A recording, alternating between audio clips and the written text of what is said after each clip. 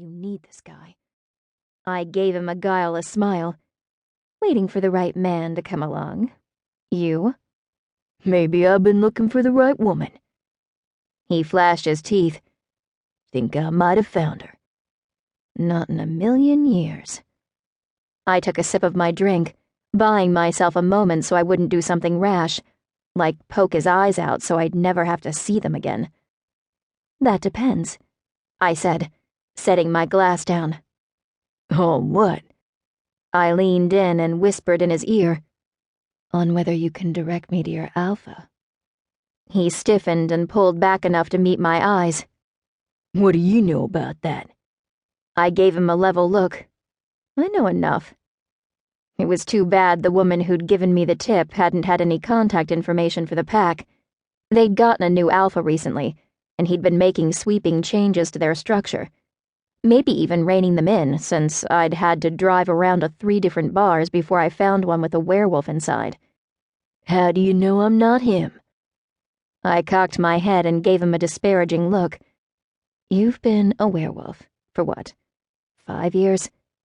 I kept my voice low, letting his enhanced hearing filter out the music in the background. "The vibe coming off you tells me you aren't strong enough to be an alpha and probably never will be." My abilities as a sensor didn't just identify his race, but also his strength and age. It was useful in times like these. His eyes narrowed. "You can't be sure of that." "Yes, I can." And if he was a little smarter, he would have figured out who I was by now. "So, where's your alpha?" "Not here," he growled. I rolled my eyes. "I know that. Just give me a phone number or location to find him." "I ain't telling you shit." He jerked me off the stool. "But I'll take you to him."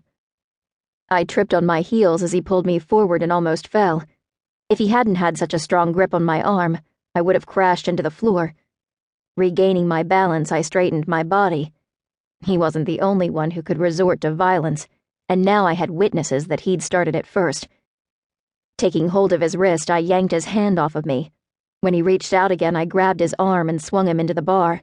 He crashed into a roll of stools, head first, sending nearby patrons scrambling back. I gripped the back of his neck and smashed his face into the bar. Blood gushed from his nose when I pulled him back up. I leaned in close to his ear. "You've got 3 seconds to change your mind before I break something else."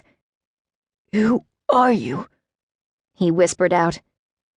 "Just a woman who wants her questions answered," I hissed. My heart was beating hard against my chest, and all I wanted was to get out of there. Someone would be calling the cops soon if we didn't resolve this fast. "The Alpha. He's supposed to be at Crusaders tonight." My senses told me he spoke the truth. I let him go.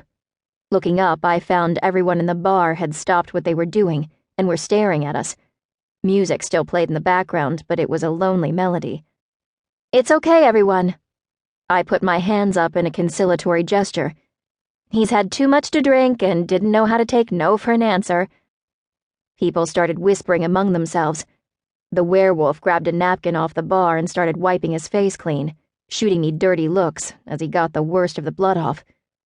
As if he hadn't asked for it. I was paying my tab with the bartender when a spark hit my senses, alerting me to a new arrival in the parking lot. This was about to get a whole lot more interesting. I stuffed my wallet back into my purse and zipped it up, just before the front door crashed open. Everyone's gaze swung toward it. A man with shoulders wide enough that they nearly filled the doorway stepped inside. His blonde hair was about 2 inches long, and his face freshly shaven. He had strong features, like you'd expect from an ancient warrior, with a square jaw and a Roman nose. The golden tint of his skin hinted at his half-angel heritage. A nephilim, one of only 4 dozen left on Earth, where once there were hundreds. This one was about 2,500 years old. Power rolled off of him in thick waves that pushed against my senses and ignited my inborn instinct to run as far and fast as I could. His golden eyes zoomed in on me, and it was as if we were the only 2 people in the room. In half a dozen strides, he was nearly on top.